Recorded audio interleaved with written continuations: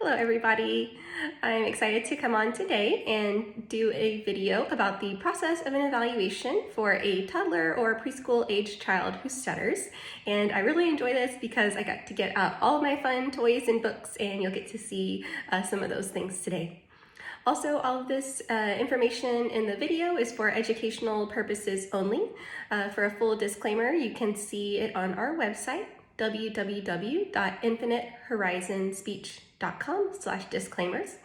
And if you have questions for your child, please reach out either to me or a speech language pathologist in your area so they can tailor recommendations specifically for your child.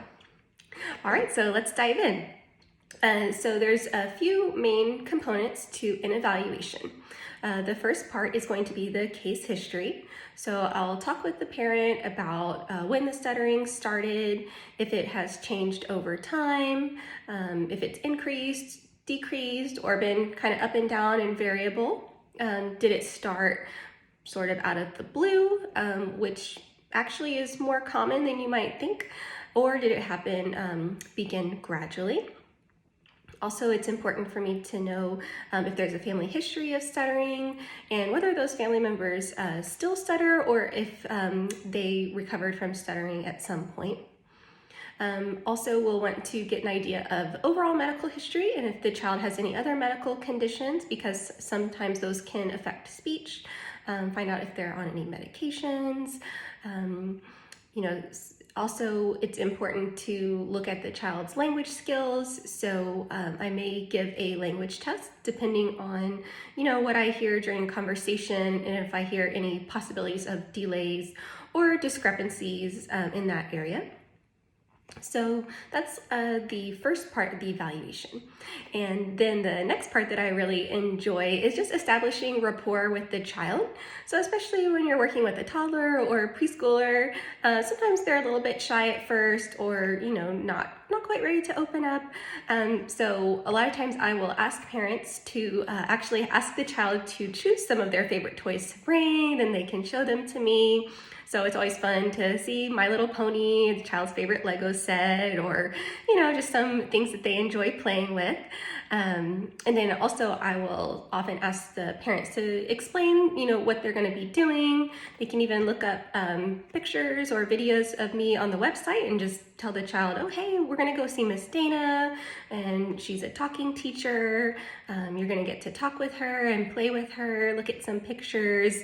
That way the child kind of knows what to expect, and then they'll be familiar with at least, generally who I am in the first place. So also I have a lot of fun things for young children. So if the child likes toys, I have toys. If they like books, I have a lot of fun books. Personally, I love books, so it's always fun to go through my therapy library and change them out seasonally. Have games. I like all the little characters. I have a little Paw Patrol game here, so I'm familiar with all those characters. So let me just show you guys some of those things. Let's see, so for the little guys, I like things like Lego or Connects if the child's a little bit older, so these are really fun. We can kind of look through and talk about, which one do you think you want to do? And, go through and build something together. I like doing little town sets, construction, we can build little towns or put together the fire station, the police station, the school, and that's really fun. Let's see, also I love doing themed units. So I pulled one that I do like in the springtime is garden. So I have like a fun little Peter Rabbit set, and this one's really fun. You can plant the carrots. So yeah, the kids really enjoy playing with this. It has little lettuce you can put in there. Just little imaginary play type of things are super fun. And I like having real objects too. So I even have things just from the, store. So we have little seeds kids can look, feel, and play, and, have some little garden things. So we can even look and talk about real objects too. So yeah, I have like lots of flowers as well. So this is a really fun activity. Also have books. So I really like this one. Little Blue Truck is a classic. There's lots of fun animals, animal sounds that kiddos like. This little barnyard dance is fun. They have lots of little actions that you can do, and kids love these.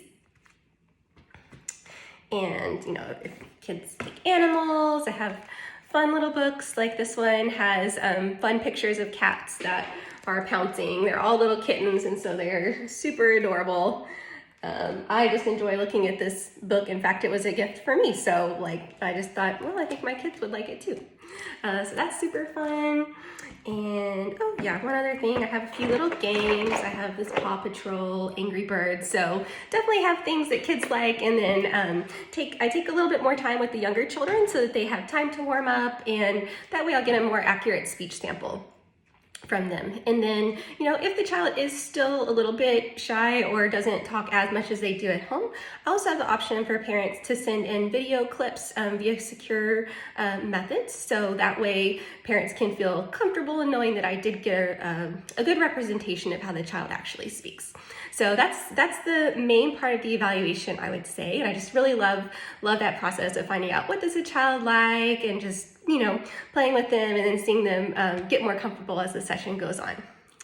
And then one other thing that we do is more standardized tests. So this one can be used with toddlers, preschoolers. It's called the Stuttering Severity instrument. So there's a few different components.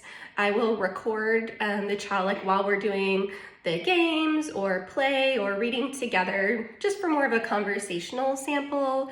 And I will analyze that for types of stutters and other things to record later. And then also in this book, there's a few pictures. So there's a picture description, and the child will go through, describe the picture, and then I'll try to put some conversational pressures on it as well, like asking questions, interrupting, and things that children will experience in their regular life, so that I'll also get a more representative sample of their speech that way. And I'll also record and analyze this for later reference. Okay, so that is another part. And then I'm also going to be screening for other speech and language conditions. So oftentimes, young children will have an articulation or phonological processing disorder. So I'll be listening for any mispronunciations of words and determine if those are present, if that is age appropriate, or if it's atypical or a delay or disorder. Another really important thing with a young child's stuttering evaluation is to evaluate their language skills. So when we're thinking about language skills, there's two main components. There's their comprehension and their expression. So if you think about this, perhaps if you've learned another language a little bit later in life, oftentimes you'll notice that it's easier to comprehend things in the language than it is to express it. So I took Spanish when I was in middle school and high school and a little bit in college. And I can still figure out quite a bit of what's being said if I'm reading something.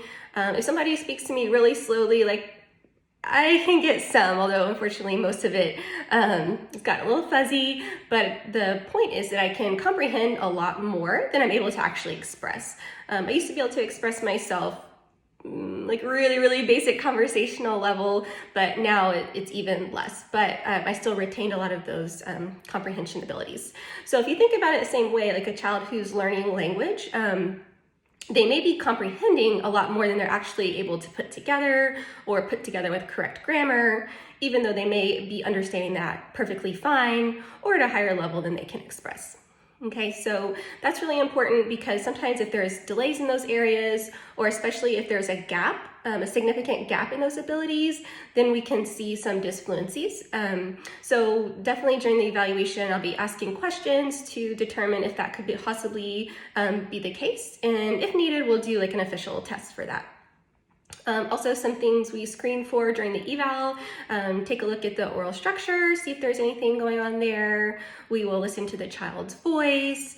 We'll see if the social skills are, developing at appropriate level. And so those are some other areas that you may see a little little summary in the report, and we'll do some more testing of that if needed. Okay, and then so after that, I will take some time and analyze the speech samples, go through and determine like what is the percentage of syllables stuttered, what is the type of syllables stuttered, are there any secondary behaviors, meaning like struggle behaviors that happen when there is a stutter, like eye blinking or tension in the throat, body movements, and that sort of thing.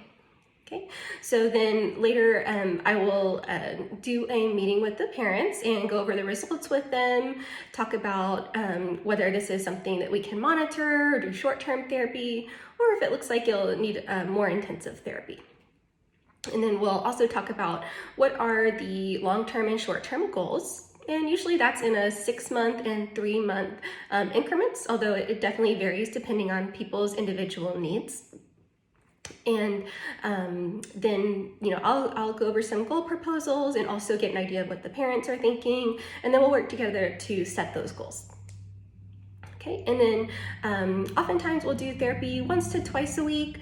I'd say most of my fluency clients, especially the older ones, is once a week. Sometimes with younger kids, it can be beneficial to do twice a week, especially if there is something else like another delay or any other area that they need to work on. So, it really just depends on their individual case.